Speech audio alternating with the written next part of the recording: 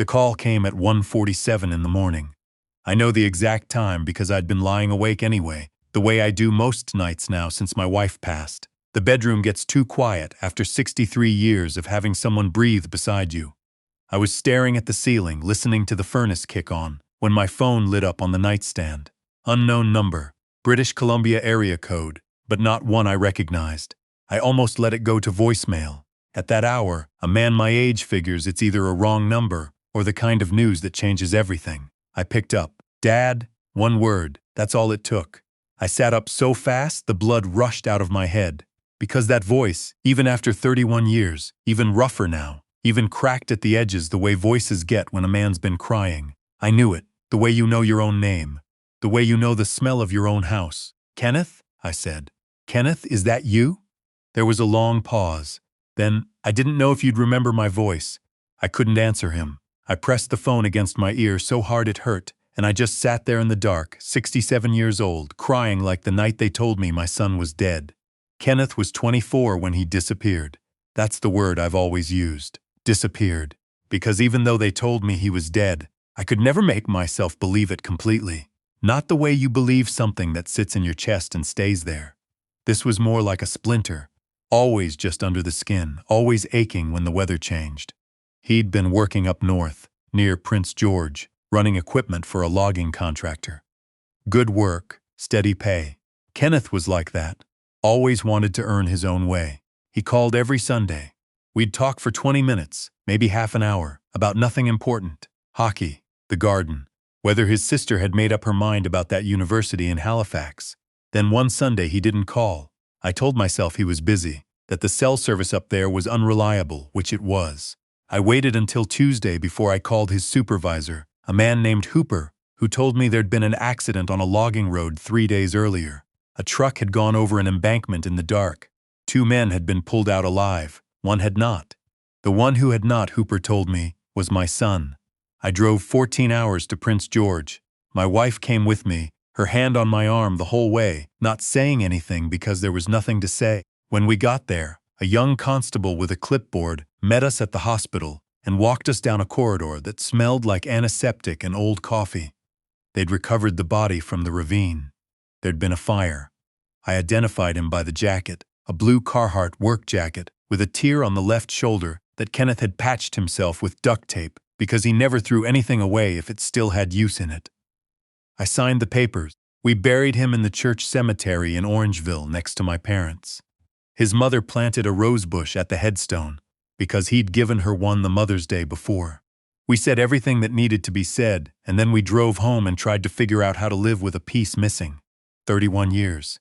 His sister got married, had 2 kids, moved out west to Kelowna. I retired from the machine shop at 62, rattled around the house until my wife made me take up woodworking just so I'd have somewhere to put my hands. She passed 2 winters ago, January. A heart that had been giving her trouble for years and finally stopped cooperating. After the funeral, my daughter drove out from Kelowna and stayed 3 weeks, and when she left I was alone in the house for the first time in my life. That's who I was on the night the phone rang. An old man in a quiet house, missing everyone. Where are you? I asked Kenneth. My voice sounded strange to me, like it was coming from somewhere else. I'm in Kamloops, he said. I've been in Kamloops for about 12 years now. I didn't know what to say to that. Kamloops was 6 hours from me.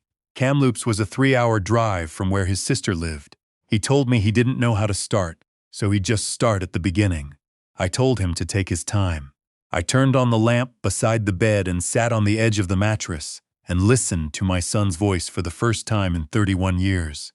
The accident on the logging road was real. He'd been in the truck. He remembered the road dropping away, the sensation of falling, and then nothing else for what he was told was 11 days. He woke up in a hospital in Prince George with a broken collarbone, 3 cracked ribs, a serious head injury, and no idea who he was. Not foggy, not confused. Gone. His name, our address, his mother's face, all of it, completely gone. He said the doctors called it severe traumatic amnesia. He said they'd told him the head trauma was significant, and that memories sometimes came back, sometimes didn't. He said he'd spent the first month waiting for something to return, and then slowly, reluctantly, started building from nothing. There was another man in the truck, he told me. His name was on the work roster. Dale Ferguson, 26 years old, from out east somewhere. No family they could find. He didn't make it. I understood before he finished the sentence. Hooper had 2 men in that truck. One came out of the ravine alive but unidentifiable. No wallet, no ID, head injury that wiped everything. One didn't come out at all, burned beyond what they could use for identification. Hooper had a roster with 2 names. He'd made an assumption. The man he'd called me about, the one I'd identified by a jacket, it wasn't Kenneth. It was Dale Ferguson. Wearing Kenneth's jacket, as it turned out, because they'd swapped at some point during the week before, Kenneth had spilled something on his own and borrowed a spare. A detail so small it shouldn't have mattered. A detail that cost me 31 years. Kenneth, my son, alive and breathing in a hospital bed, had no way to correct this. He didn't know his name was Kenneth. He didn't know he had a father in Orangeville or a sister who would grow up without him. He was a man with no past, starting over in the middle of his life. "What did they call you?" I asked. "In the hospital?" He was quiet for a moment. "For the first few weeks, nothing. Then one of the nurses started calling me Peter, just to have something to call me. It stuck. Peter. My son had lived 31 years as a man named Peter. He told me the rest slowly. Over the course of that first call, which lasted until nearly 5 in the morning, he'd recovered physically. He'd eventually left the hospital and found work in Prince George, then drifted west to Kamloops. He'd built a life, modest, quiet, the kind of life a man builds when he has no anchor to anything before a certain date. He worked for years in a lumber yard. He had a small apartment. He'd learned to stop waiting for the past to come back. Then, 18 months ago, it had. Not all at once. A smell first. Cedar and machine oil, the particular combination that clung to the shop where I'd worked for 30 years, the same smell that had clung to me when I came home every evening when he was small. He said it hit him in a hardware store in Kamloops, and he had to leave the building and sit down on the curb outside because his heart was hammering and his eyes were burning, and he had no idea why. Then a word. Orangeville. He heard it on a radio program, some piece about small towns in Ontario, and something in him responded to it the way a compass responds to north.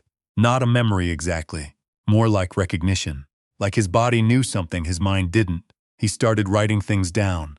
Words that felt familiar, images that came when he was half asleep, a rosebush by a gray stone, the sound of a hockey game on a radio in another room, a woman's laugh that he couldn't attach to a face.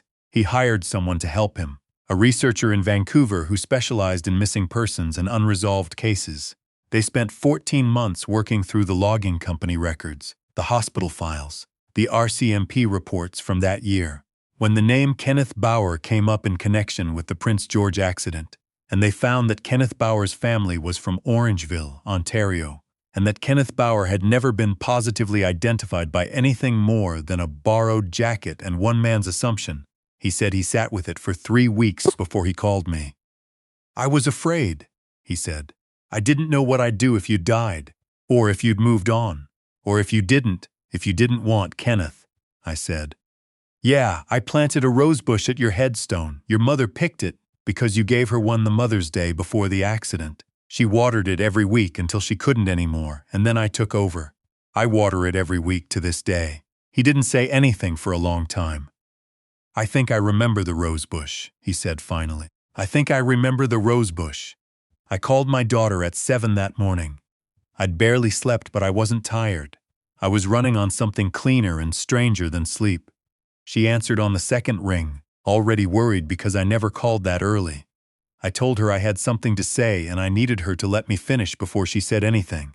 To her credit, she let me finish. The silence on the other end lasted long enough that I checked the phone to make sure the call hadn't dropped. "Dad," she said.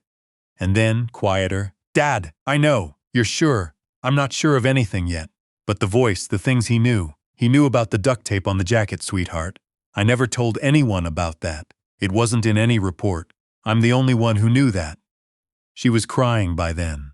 We both were, 2 old people on either side of the country, crying in our kitchens on a Wednesday morning in October. She drove down from Kelowna 2 days later.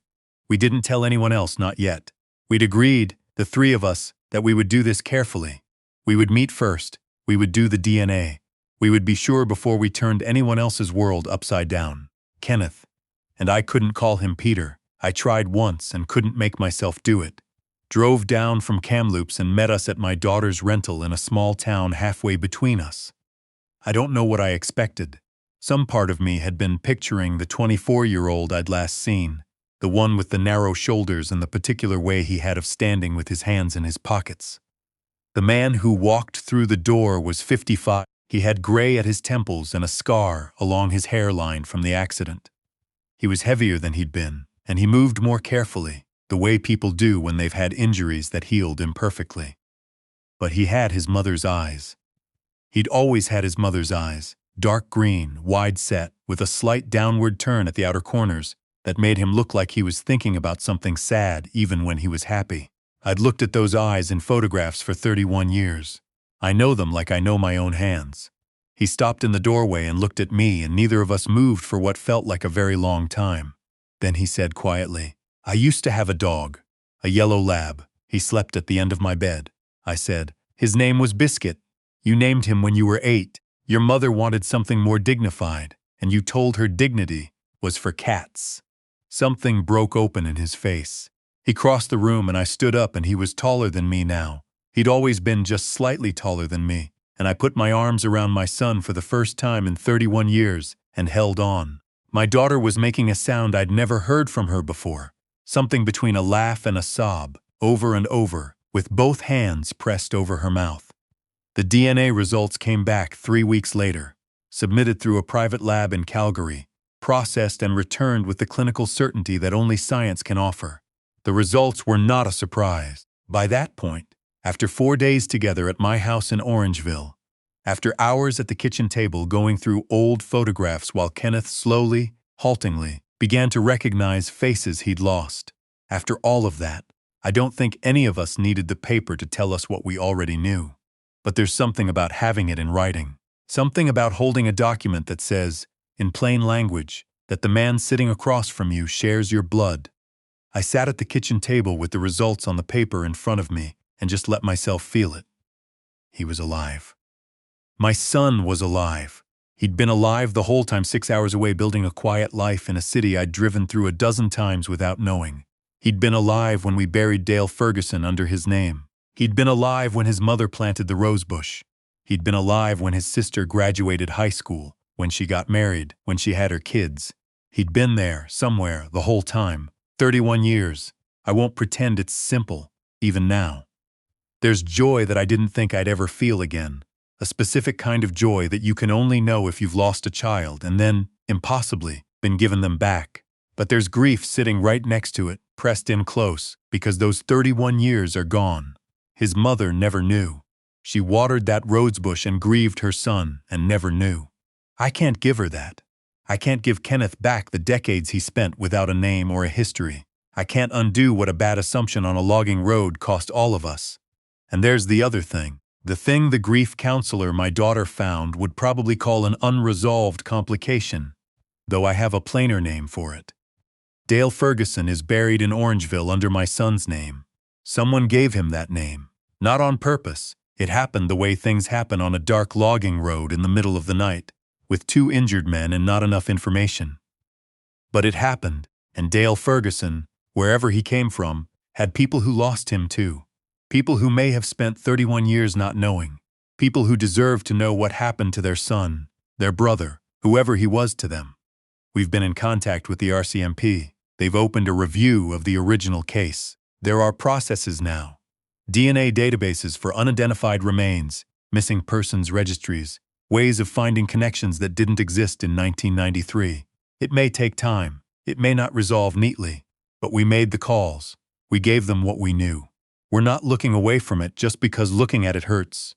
Kenneth comes to Orangeville on the last weekend of every month. He stays in his old room, which I'd kept as a guest room but never quite brought myself to change. He and his sister talk for hours. Her kids call him Uncle Kenny, which makes him laugh in a way that still startles me sometimes. It's exactly his mother's laugh, the same catch in it, the same way it runs out faster than it should. We went to the cemetery together last month, the 3 of us. Kenneth stood in front of his own headstone for a long time without saying anything. I stood beside him. The rosebush had gone dormant for the winter, just bare gray canes against the stone. "I want to do something for Dale," he said finally. I don't know what. Something.